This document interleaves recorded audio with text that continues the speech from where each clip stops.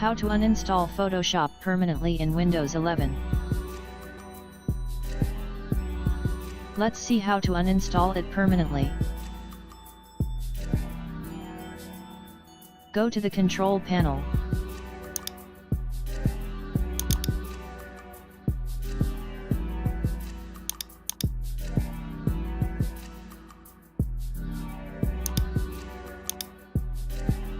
Search for the one you want to uninstall.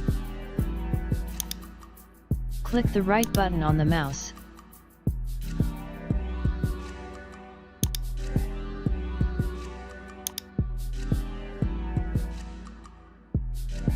See, permanently uninstalling.